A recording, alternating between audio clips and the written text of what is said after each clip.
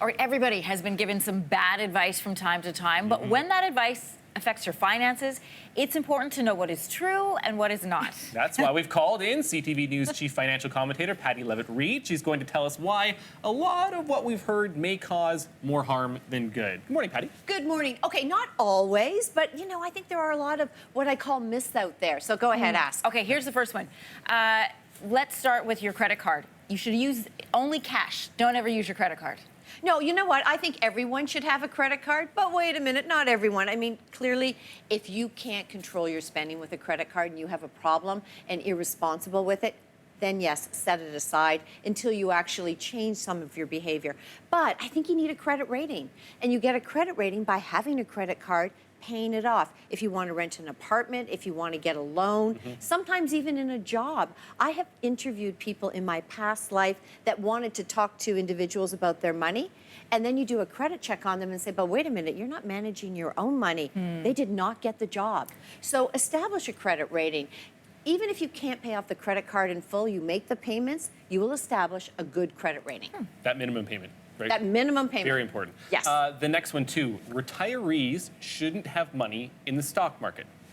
Absolutely not. When you retire, absolutely false is what I meant to say. Because absolutely yes, Right, you should have money in the stock market. Because what will happen is retirement can be a long period. Let's say you enjoy 30 years in retirement. It's not unreasonable to suggest that. After taxes, after inflation, and the fact that you're drawing down your funds, you could deplete the amount of money you have there. And so I always think about retirement like a big bathtub. But what really matters is how much money you have in, but the size of the drain and how much you're pulling out. And so given the volatility in the market, I still think if you have good quality investments, you're in wealth preservation mode, not wealth accumulation mode. You still need exposure. I love this one. Here's a myth. If you save aggressively, you'll be rich. No.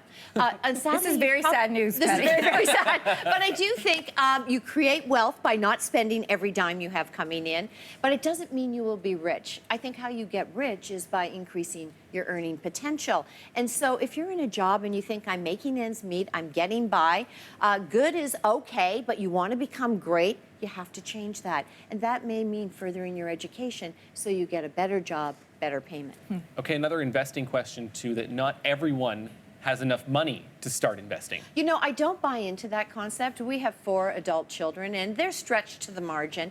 They all own real estate, and I'm saying you can still afford $25 a month, and they do, and they have since they graduated. I may have been a little hard-handed with it, probably, but the fact is, get into a balanced mutual fund. They're called prepayment plans, PPPs, we call them in our household, and that means pay yourself first, $25, then you can start to increase it from there.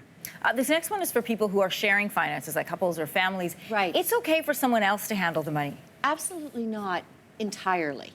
So I don't, surprisingly, at least I think it's surprisingly, in our household, I don't actually manage the money. My husband does. I know, that's why I say surprisingly. He says not so surprising, but in any event, he looks after the book, shall we say. But I will not abdicate responsibility to him. I'm not saying, go ahead, I trust you, and I do, without getting involved. I want to know where we stand, because at the end of the day, no matter who manages your financial books, no one cares more about your financial future than you. He says he cares about mine, and I believe him, and I love him. I really do, if you're watching right now. I do, but I still want to know what's going on. Younger couples, too, especially and even in the market right now, we're talking about this. Buying a home is always better than renting, something my wife and I have actually talked about recently, too. Not always. I do get that any sort of capital appreciation on a home is a great business investment. But if you're young and you're starting out and you need to maybe be mobile, and your company where you may go to isn't about to pay for real estate costs for you to transfer or to move on, I don't think it's always right for everyone at exactly the same time. I do like home ownership, but it's a consumption, and you tend to spend a lot of money. So sometimes you might want to wait for that big purchase. Okay, here's a myth that 2 incomes are always better than 1. You have to look at your household income. There are many families that may have young children, and when they weigh the costs of daycare, they will say, financially for our household right now, it may make sense. Emotions aside, it may make sense for one person to stay home. You have to look at things, I believe anyway, in a holistic perspective, and things change over time.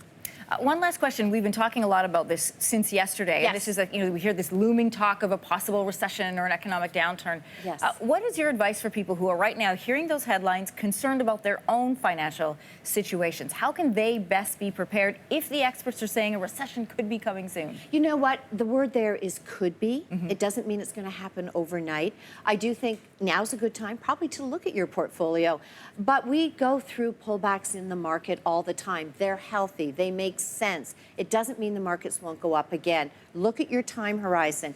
Even given all the volatility in the market this past week, the TSX still, the Toronto market, is still up year to date going into today, just shy of 12%. So money is to be made. But if you have, you're taking a fly on a particular stock, it's had a nice run, yeah, you might want to, buy low, sell high, get out, move to the sidelines. I can tell you in our portfolio, because I've been watching, even though my husband's on top of it as well, we're not doing anything. It's balanced. We have good quality investments.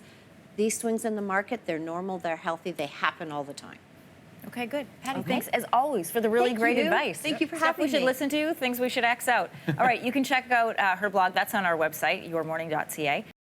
Thanks for watching. If you like this, be sure to subscribe here. And you can check out more Your Morning videos right here.